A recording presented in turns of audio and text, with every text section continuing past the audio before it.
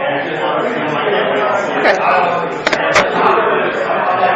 Hi, this is Risa from Dallas Movie Screenings, and we're sitting here with David Bryant. And you're representing which film? The Liberators. So, can you tell me about the film and how you're involved in it? Yes, I'm the executive producer of the film.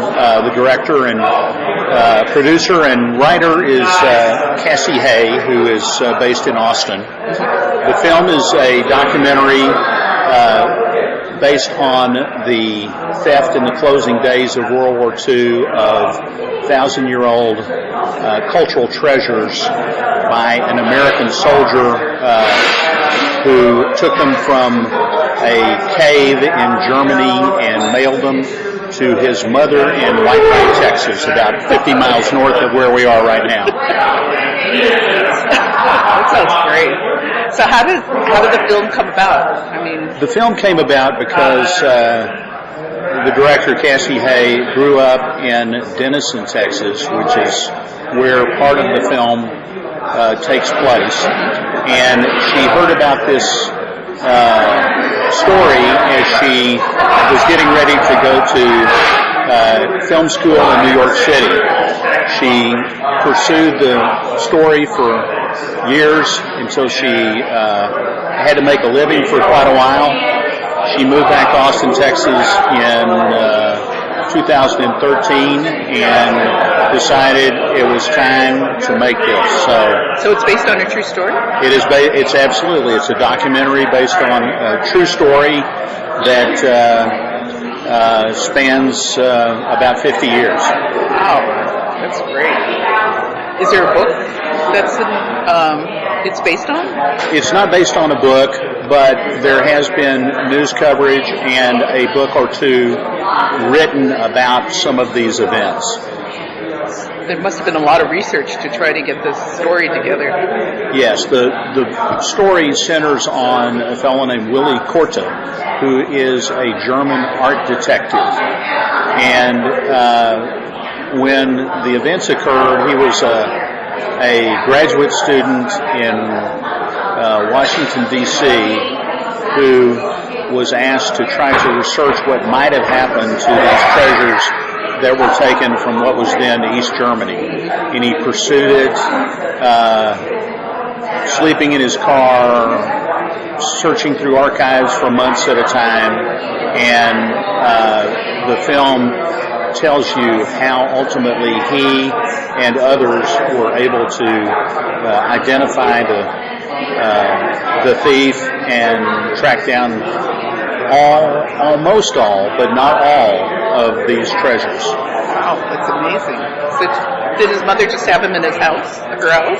Well, he came back from the war, took possession of them, and kept possession of them for the rest of his life.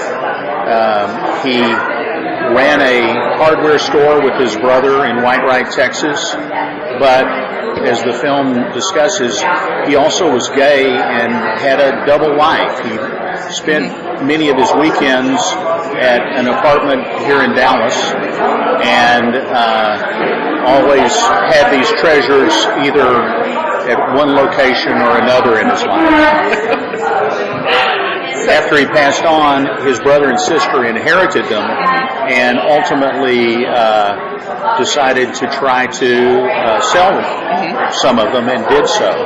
And at that point, they left a trail that the detectives were able to follow.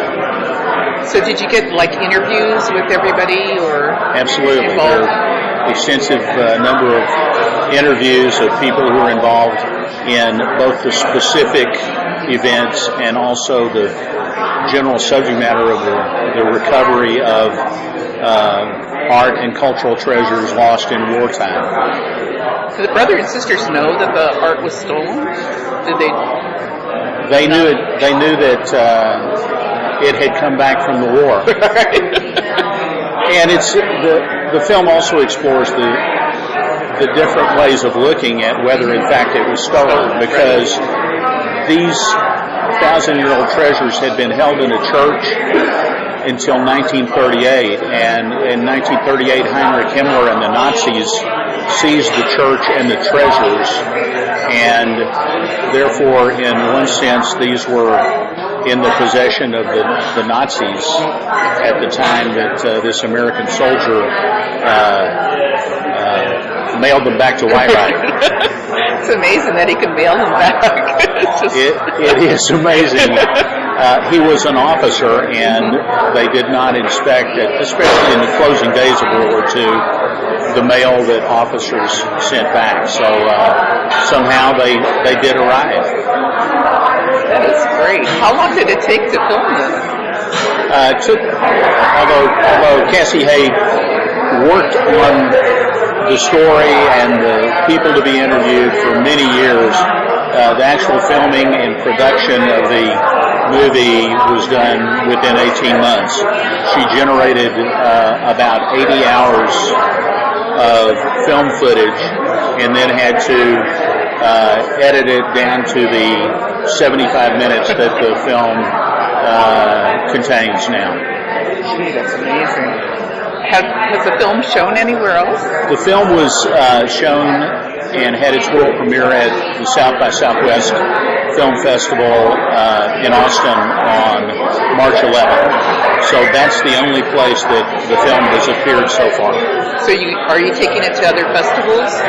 It's possible we'll take it to other festivals. It's also possible that it'll get broader distribution either in theaters or the many other ways people can access documentaries these days. Right. KERA? Well, that sounds like something they could do. I think that would be a wonderful place for people to see it. And Netflix. Yes. That's great. That's so exciting. Will the filmmakers be here? Yes. Cassie Hay will be present, as will I, and we hope to have a number of the people who were interviewed in the film present as well. Great. Like the brother and sister? Well, the brother and sister have both passed on, and but many of the people in Whitewright who knew all of the Metter family, including Joe Tom Metter, the soldier who mailed the treasures back, may well be here, and other people from Denison, where these treasures were ultimately located, and they were actually taken from Denison and preserved in the Dallas Museum of Art while there was litigation surrounding what should be their final resting place. Sounds such an interesting story. It's just amazing a book hasn't been written about it. Well, it's a very interesting story, and I think Cassie Hay does a great job of both making an entertaining film, but at the same time making a thought-provoking film that lets people really think about the issues involved in the loss of art and cultural treasures in war. It's a very... Like the Monuments Men. Like the Monuments Men, but it's still something that's happening every day today in Syria and Iraq and other parts of the world that are war-torn. Right. So what else are you working on? Well, Cassie is working on what hopefully will be her next film. This is the first feature film that she has made, and she did so while she had a full-time job, an infant son, and was pregnant with a second son. So she's obviously a very hardworking woman, and she's interested in making another movie that has a Dallas connection relating to the illegal gambling business in Dallas back in the 1930s and 40s. Wow. She really, puts her teeth into really tough subjects, huh? Well, that's another subject that involves a lot of history, but is a very entertaining and not well-known story that she'd like to make a lot of people more familiar with. I love documentaries like that. I love hearing history, things that have happened in the past. Especially the parts that were not in the history books. Right, things that you would never find out anywhere else. Yes. Are you based in Dallas? I'm based in Dallas, and I also have a home in Austin, so I'm kind of back and forth between both cities, and glad to be in Dallas on a beautiful day like this one. Well, we're glad that you came out to talk with us. This is great. Well, thank you very much. I can't wait for the film. Do you know what day it's going to? Yes, it's going to screen here at the Angelica Film Center on Friday, April 22nd at 7 p.m. and on Saturday, April 23rd at 5 p.m. Tickets are available at Mockingbird Station and online. That's right. Well, thank you very much for talking with us. Thank you.